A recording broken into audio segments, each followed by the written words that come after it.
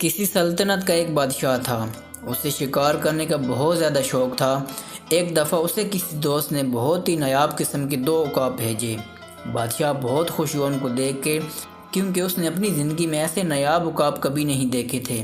اس نے اپنے محل میں موجود سب سے اچھے پرندوں کے ٹرینر کو بلایا اور بعض اس کے حوالے کر دیے اور کہا، یہ بہت ہی اچھے اور اعلیٰ قسم کے باز ہیں جو اب تمہارے ہاتھ میں ہیں۔ ان پر محنت کرو، ان کا خیال رکھو اور ان کو ایک ماہر شکاری بنا دو، اور ان کو ہر وہ گور سکھاؤ جو ایک ماہر شکاری میں ہوتے ہیں، اور اپنی زندگی کی پوری نچوڑ ان پر لگا دو۔ ٹرینر نے ان سے وہ باز لیے اور ان کی ٹریننگ شروع کر دی۔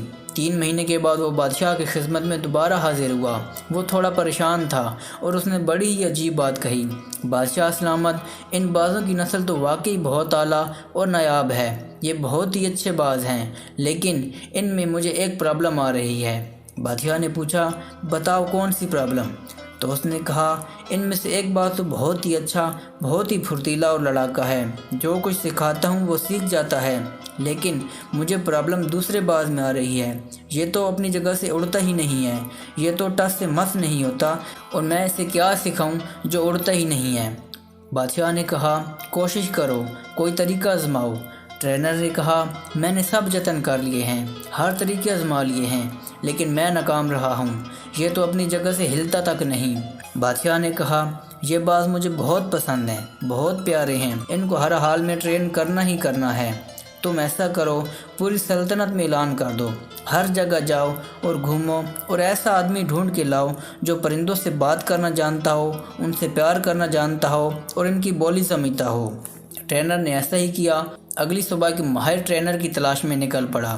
آخرکار اسے گھومنے پھرنے کے بعد ایک ایسا بندہ مل گیا جو پرندوں سے بات کرنا جانتا تھا اور پیار کرنا جانتا تھا۔ وہ اسے لے کر آیا اور اس سے کہا کہ اس باز کو دیکھو، یہ سارا دن بیٹھا رہتا ہے، اڑتا ہی نہیں ہے۔ میں نے تو ساری کوشش کر لی ہے، لیکن میں اسے اڑا نہیں سکا۔ اب تم ہی اس کو دیکھو، اسے سمجھو کہ اسے کیا پرابلم ہے۔ وہ سادہ سے دیہاتی ایک کسان آدمی تھا۔ وہ باز کے پاس گیا، اسے دیکھا اور دیکھنے کے بعد بولا کہ میں اس باز کو اڑا لوں گا۔ اگلے دن بادشاہ دیکھنے آیا تو دونوں باز ہوا میں اڑ رہے تھے۔ بادشاہ بڑا ہی حیران ہوا کہ یہ آخر کیسے ہو گیا؟ جو باز 3 مہینے نہ اڑ سکا، اس سادہ سے دیہاتی نے ایک ہی دن میں کیسے اڑا لیا؟ بادشاہ کے پوچھنے پر اس آدمی نے جواب دیا کہ میں نے تو کچھ کیا ہی نہیں، وہ شاخ ہی کاٹ دی جس پر یہ بیٹھا رہتا تھا، تو یہ اپنے آپ ہی اڑنے لگا۔ دوستوں، ایک باز کبھی بھی شاخ پر بیٹھنے کے لیے نہیں بنا، وہ تو آسمان میں ہوا کا سینہ چیرنے کے لیے اڑتا ہے۔ اس کو تو اپنی پرواز بلند کرنی ہوتی ہے، اس کا کیا کام ایک شاخ پہ بیٹھے رہنا۔ دوستوں، ہم میں سے اکثر لوگ اس باز کی طرح ہوتے ہیں جو کسی نہ کسی شاخ پر بیٹھا رہتا ہے، اور وہ شاخ اسے اڑنے نہیں دیتی، اس سے روکتی ہے، اس کے پاؤں کی زنجیر بنی ہوتی ہے۔ اس شاخ کو کاٹنا پڑے گا۔ جو سہارے آپ کو کمزور کرتے ہیں ان کو توڑنا پڑے گا۔